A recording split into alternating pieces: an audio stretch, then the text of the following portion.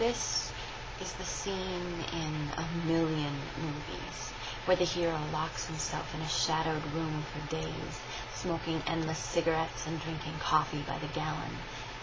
He bangs away on an old typewriter, so caught up in the words flowing, so concentrated on hammering out the problem in his brain that he forgets to eat. The only reason he remembers the cigarettes and coffee is that they're the only thing keeping him conscious. This is so much that scene that I can hear the voiceover in my head as I type out these words. An urgent whisper, as though if it speaks too loud, the pacing, smoking, typing man in the room is going to hear. Even the narrator fears to interrupt the frenzied work going on in that mind. But this isn't a movie. I have no coffee and I don't smoke. I don't have days on end to shut myself away, and I don't even know what it is that I'm trying to accomplish. All I have are a few cryptic words in my brain, supposedly the key to unlocking something important.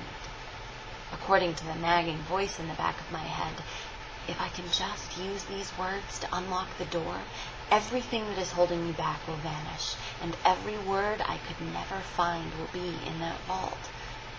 All I have to work with are these two words, two seemingly simple concepts: passion and discipline, structure and beauty.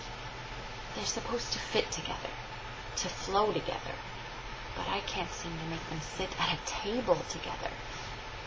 See, I can use words. I can twist a phrase this way and that and make a sentence shine.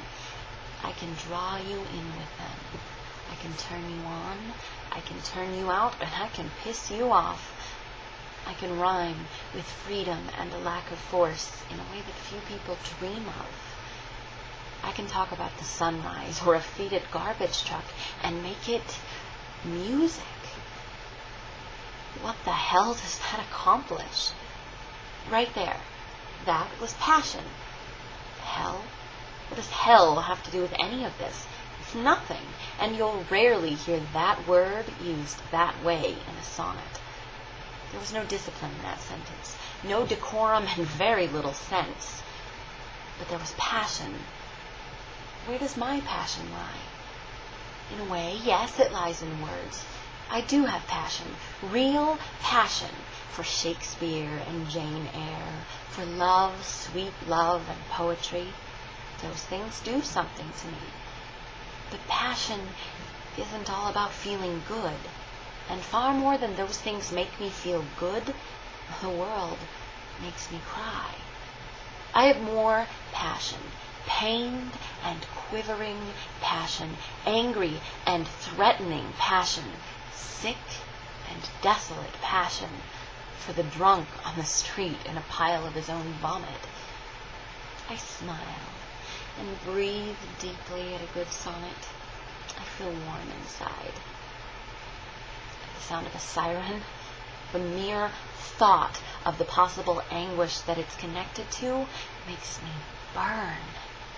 How does burning fit with rhyming and meter and structure and diction?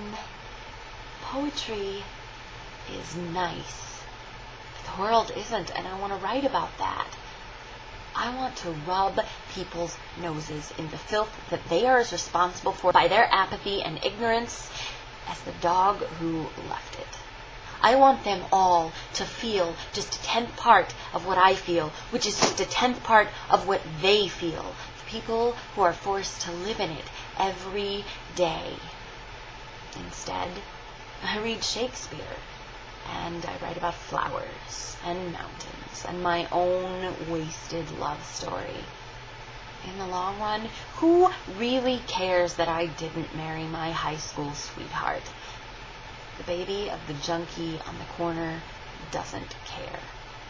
The homeless man I passed by in a blizzard on my way to a concert doesn't care. An amazing friend of mine asked to see real passion in my work.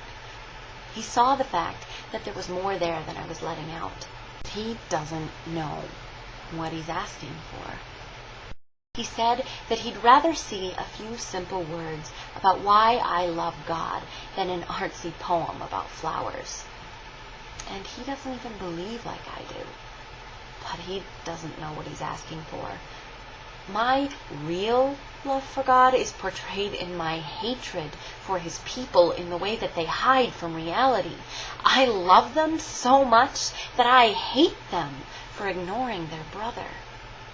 I can't talk about my love for God and mean it without feeling like we're all failing miserably. Passion leaves me feeling burned out and impotent. Just because I feel doesn't mean I can do.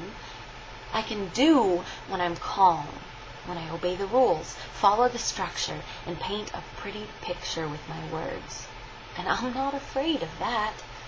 My fear of expressing my passion isn't of ridicule. When I'm pushed, I go the other direction, and I can stand up to a pointing finger and a mocking laugh. I'm afraid of seeing it greeted with apathy. I don't think I could stand being moved and not moving others when I express it. I keep my passion for the human condition inside because I'm afraid of looking like a fake. Or worse yet, of putting it out there and having nowhere to take it.